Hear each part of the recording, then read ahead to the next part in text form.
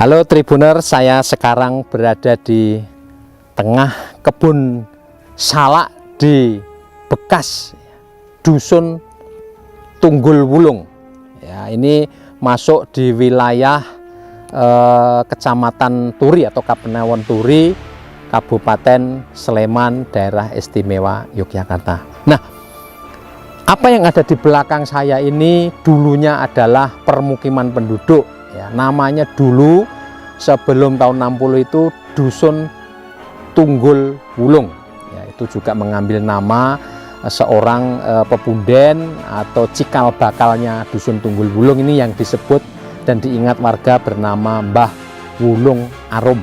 Konon dia berasal dari Jawa Timur, kemudian datang ke sini untuk menyebarkan agama Islam. Jadi tokoh pemuka agama di Dusun Tunggul Wulung. Ya, nah.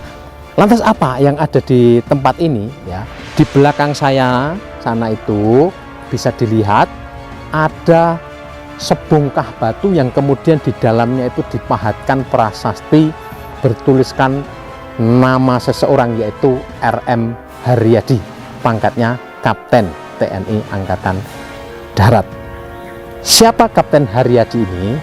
Kapten Haryadi adalah satu di antara para pemimpin pejuang perlawanan rakyat pada Clash kedua. Jadi ini setelah kemerdekaan Republik Indonesia diproklamasikan pada tahun 49, itu terjadi 48, 49 itu Belanda kemudian datang lagi ke Yogyakarta, kemudian berusaha untuk mempertahankan kembali kekuasaan dan cengkeramannya di sini. Tetapi Indonesia sudah diproklamasikan pada 17 Agustus 1945. Nah, Kapten Haryadi ini adalah bagian dari pasukan, satu di antara perwira yang memimpin perlawanan di Turi pada waktu itu, Kapanewon Turi. Jadi Belanda menyerbu basis-basis perlawanan tentara rakyat yang ada di Turi. Kemudian karena bala tentara Belanda mendapatkan bantuan dari Magelang, maka Kapten Haryadi dan pasukannya mundurlah ke utara, ke lereng Gunung Merapi di sisi barat daya. Nah, pada suatu saat tertera di prasasti ini, pada 5 Januari 1949 pasukan Belanda tiba-tiba menyerbu tempat ini menggunakan kekuatan darat dan juga dukungan dari udara. Penduduk di sini mengingat pada waktu itu pesawat berputar-putar di udara, kemudian menjatuhkan tembakan, bom dan lain sebagainya. Dan Kapten Haryadi tertembak ketika berusaha untuk menyelamatkan diri. Ya, lokasi tertembaknya ya ada di belakang ini. Sekarang diberi tanda batu yang ada prasastinya. Nah, cerita tidak berhenti di sini saja. Karena apa? Karena pasukan Belanda menembaki penduduk, dan satu di antara penduduk di sini yang dikenal sebagai Mbah Kromo Dimejo tertembak di belakang rumah yang ada di sebelah kanan saya ini, yang dijadikan markas persembunyian Kapten Haryadi dan pasukannya.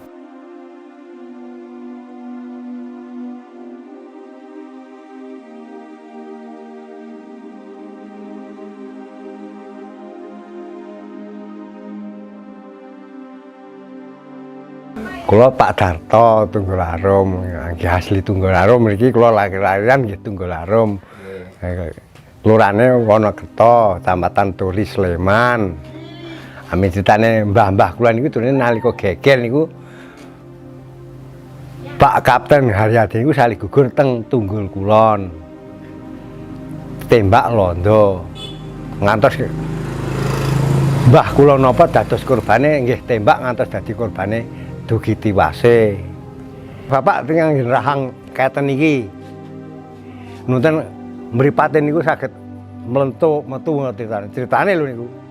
Bapak kula nggih min ceritane, kula nek mergo ceritane bapak kula lak nalika tiwase mbah kula niku ngertosi kiambak malah sing buka ngen rahange niku mah bapak kula mara tuwa. Pak Haryadi niku waune enten nggih sisih pundi, Pak? Nggih. Dene ajeng mlipir teng mrimah iki. Omahe nggih mriki napa sing? Niki napa niki? Niki lak omah niki. Daleme sinten? Jogobaya nek ngarani. Oh, Jogobaya. Nek dalem Jogobaya nek biyen ngarani Jogobaya. Nek sakniki ngarani keamanan Mbah Bayan. Nggih. Mbak Diki dalamnya Mbah Bayan. Nggih. Ini niku. Jadi di atas sana itu rumah yang dipakai untuk markas tentara. Terus diserbu dari arah pundi? Dari arah mana? Nek kulon niku nggih sik niki Pak Wan nembak saking ngene iki to. Menika pergi ngalor, niku mlipir ngene iki aja mlipir pun ketemu kan wonten tentara ngaler anu londo ngaler ketembak ngene. Cutene ngoten niku critane. Terus Bibar niku Pak Haryadi dimakamkan wonten pundi Pak kalih Pak Haryadi? Wonten makam tunggul samentara nonton dipendet kalih warise beto teng Semaki durene. Nah, di makam Dusun Tunggul Wulung, bekas Dusun Tunggul ini juga ada nisan yang bertanda bambu runcing serta lempengan seng yang menyerupai kibaran bendera, tetapi ini sudah tidak diketahui makam siapanya.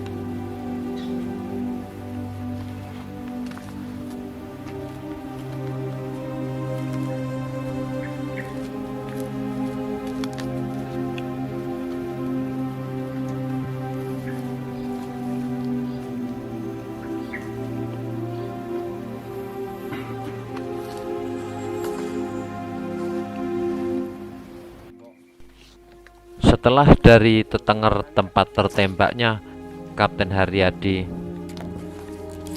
saya kemudian diajak untuk melihat tempat tertembaknya Mbah Kromo Dimejo, warga Tunggul yang turut gugur saat pasukan Belanda menyerbu dusun di lereng Gunung Merapi.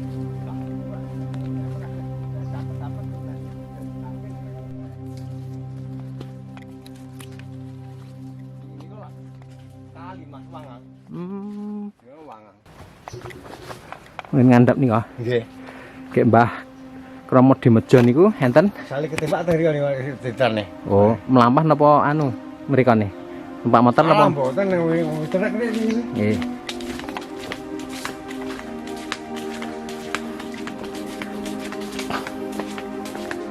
Oke, jadi kita akan melihat dari dekat titik lokasi yang konon tempat tertembaknya Mbah Kromo Dimejo.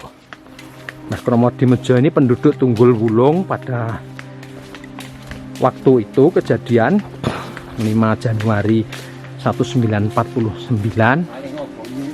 dan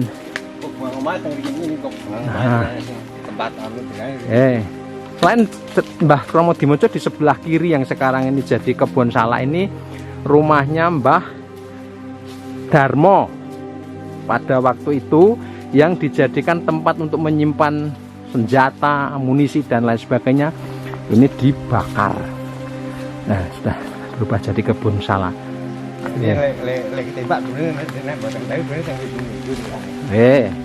Mbah Kromo Dimejo itu konon tertembaknya, jadi mungkin diralat dari keterangan saya tadi ya. Jadi tertembaknya ternyata ada di depan. Ketika pasukan Belanda datang, itu arahnya dari sini nih, dan kemudian di bawah pohon besar itu, di sana ada pohon besar. Sebelah selatan di sana itu. Nah, di sana itu diduga tempatnya Mbah Kromo Dimejo tertembak oleh Belanda. Jadi korban kedua selain Kapten Haryadi yang Mbah Kromo Dimejo itu, dan lokasinya ada di sini. Ini sekarang jadi saluran irigasi ya. Sungai dulu itu sungai di sebelah sini nih, kemudian sekarang dijadikan tempat irigasi. Sekeliling ini kebun salak semua ya.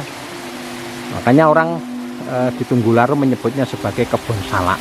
Bekas dusun Tunggul Wulung yang sudah lenyap. Inilah dusun Tunggul Wulung yang sudah ditinggalkan oleh penduduknya dan menyimpan sejarah istimewa, bagian dari sejarah Negara Kesatuan Republik Indonesia. Tribuners, peristiwa penyergapan pasukan Batalion 151 Divisi 10 Wirkris 3 yang dipimpin oleh Kapten F.X. Haryadi di Dusun Tunggul Bulung menyisakan cerita dramatis. Satu di antara saksi hidup berhasil saya temui. Beliau adalah Mbah Slamet atau sekarang disebut Mbah Wiyoto. Beliau tinggal di Dusun Tunggul Arum, Desa Wonokerto, Kapenawon, Turi, Sleman. Di usia yang mendekati 100 tahun, beliau ini masih sangat tangkas, bertani, memanjat pohon kelapa, ingatannya juga luar biasa. Ketika peristiwa terjadi pada 5 Januari 1949, Mbah Slamet ini usianya sudah pemuda, ya kira-kira sudah 20 tahun dia merasa seperti itu, sehingga dia bisa mengingat secara rinci apa yang terjadi di dusunnya. Pasukan Belanda menyerbu, ledakan bom, granat, tembakan, orang tertembak, riuh rendah, rumah dibakar dan lain sebagainya. Dia saksikan dengan mata kepalanya sendiri. Mbah Slamet bercerita tentang apa yang terjadi di kampungnya 72 tahun yang lalu. Demikian penuturannya.